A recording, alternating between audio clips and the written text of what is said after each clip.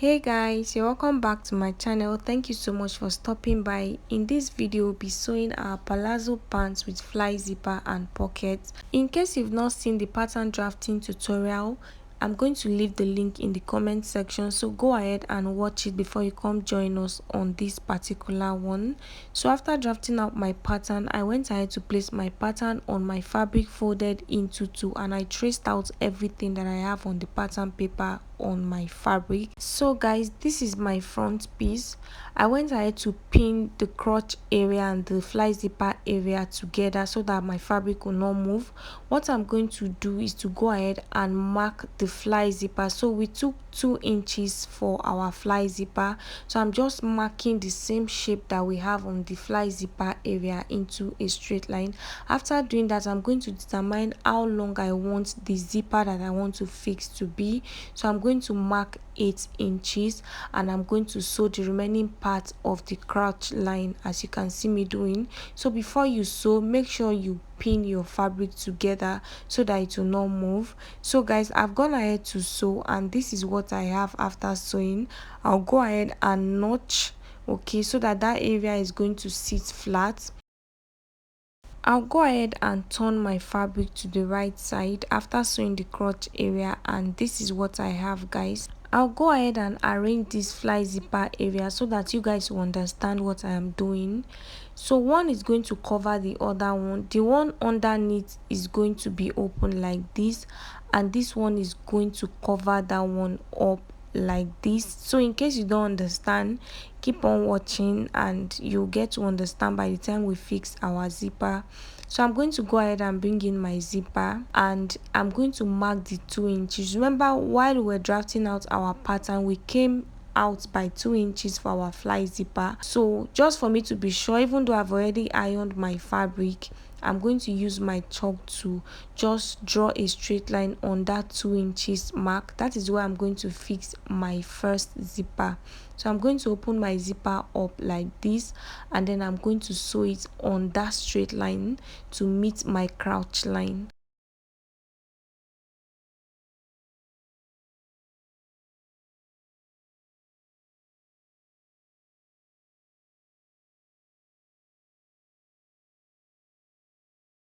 So guys, I've gone ahead to sew my zipper in place and this is what it looks like. So I sewed the zipper exactly on the 2 inches mark. So what I'll do now is to turn my fabric to the other side in order to sew the other zipper. This one is going to overlap it. I'm not going to sew on the 2 inches mark. I'm going to mark 1 inch and I'll mark that into a straight line. So I'm going to fix the other side of the zipper on this 1 inch mark. That way, after sewing, the remaining 1 inch allowance that we have is going to cover up the zipper. I don't know if you understand. So I'm going to go ahead and pin my zipper on the straight line that I just made, and then I'll head over to my sewing machine and I'll sew my zipper in place.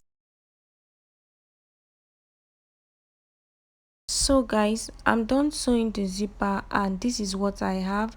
So you can see how the extra fabric that we have on the fly zipper area is covering the zipper itself. So I'm going to go ahead and use my pin to hold the fabric down, and then I'm going to mark 1.5 inches from the fly zipper, just like you see me doing. I'll go down and mark another 1.5 inches.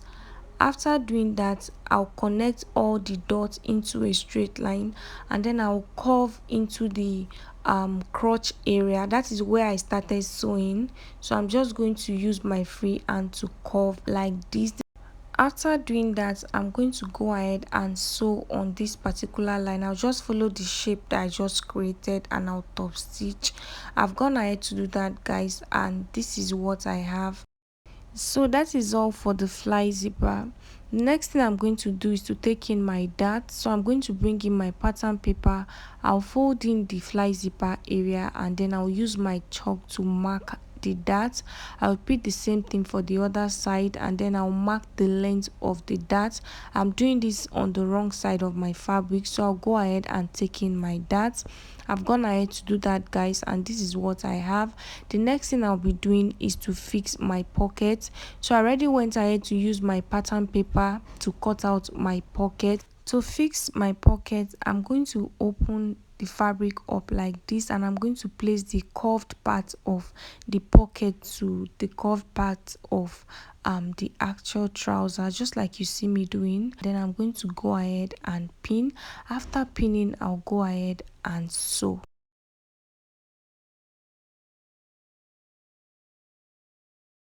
So guys, after sewing, this is what I have. What I'm going to do is to fold the pocket over, just like you see me doing. After folding like this, you can go ahead and top stitch. You can decide to iron with your stay. I didn't top stitch mine, I just went ahead to iron it flat. So I'm going to fold the pocket over, just like you see me doing, and I'll use my pin to hold the pocket and the pants together.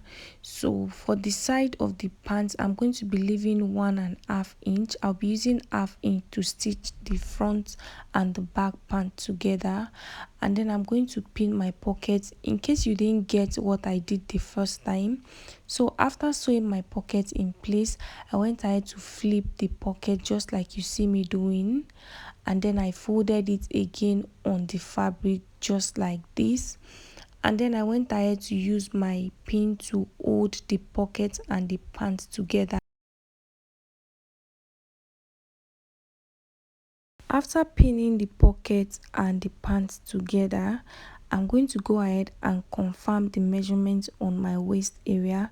So I'm supposed to have 14 inches on the waist area, and that is what I have. I'm going to head over to my sewing machine, and I'll stitch the pocket and the pant together on the waist area. I'll also go ahead and close the base of my pocket. So I'm going to just flip the pocket over like this, because I want the rough edges to be inside the pocket, and then I'm just going to pin and I'll sew the pocket close. So guys, I've sewn the pocket close. I've also stitched the waist area, and guys, this is what I have. Okay, you can see that we have a very neat finishing on the base of the pocket, because the rough edges is inside the pocket.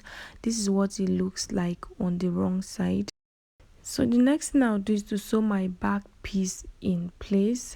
So my fabric is already folded on each other right sides. So I'm going to go ahead and sew the crotch area. You can see that I already went ahead to notch my dart. So I'm just going to take 1/2 inch on both sides of the dart, and then I'll take in my dart. So I've gone ahead to do that. I've taken in my dart and I've sewn the crotch area in place. So what I'm going to do is to bring in my front piece, and I'm going to place them right sides facing each other, and then I'm going to pin the crotch area all the way to the end. After doing that, I'm going to go ahead and sew.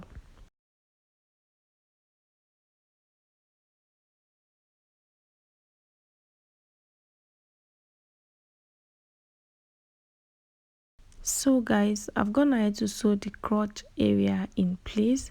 The next thing I'm going to do is to pin the sides. Okay, so like I said before, on the waist area, I'll just sew 1/2 inch. I'll pin all the way to the end. I'll repeat the same thing for the other side. After doing that, I'll go ahead and sew. So guys, I've gone ahead to sew the sides, and I went ahead to turn the pants inside out, and this is what I have. The next thing I'm going to do is to fix my band. So the length of this band is my waist circumference plus 2.5 inches, and the wideness is 1.5 inches, which is what we took out before taking our measurements.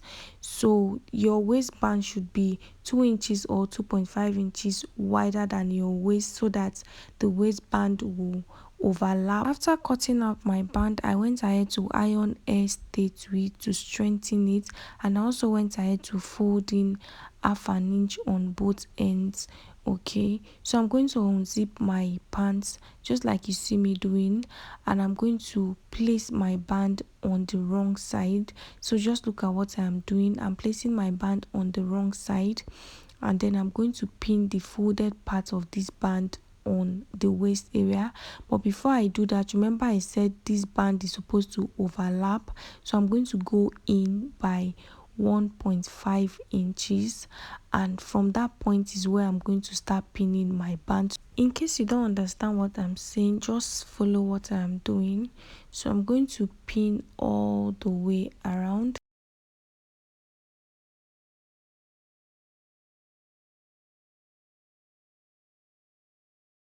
And on this end, guys, I have 1 inch, which is also okay. So you can leave 1 inch on both ends of the band. So after doing that, I'm going to go ahead and sew. So guys, I've gone ahead to sew one part of the band to my pants. What I did next was to close the end of this band. So I just stitched the end of the band, and then I folded it over. So just look at what I am doing. I've sewn the band close on the end, and then I'm going to turn it over like this. After turning it over, I'm going to fold the band to cover these rough edges that you can see inside the pants. Okay, so I'm going to use the band to cover it up, and then I'll pin all the way to the end of this waistline.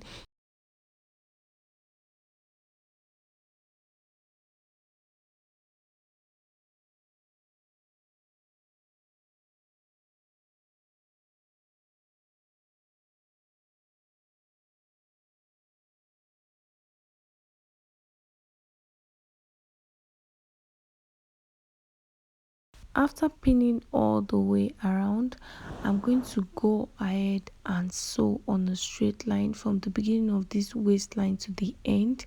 After doing that, guys, this is what we have. You can see how neat the inside and the outside is looking.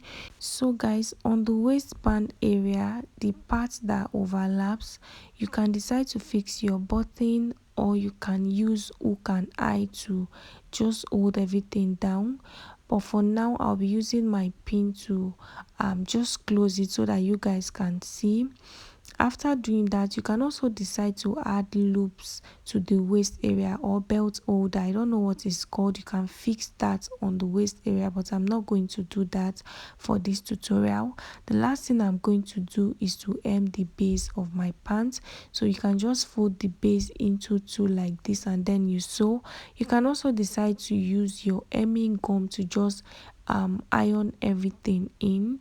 Yeah, so guys, that brings us to the end of this tutorial. I hope it was helpful. Please don't forget to like this video, leave your questions in the comment section, subscribe if you have not. I'll see you in the next one.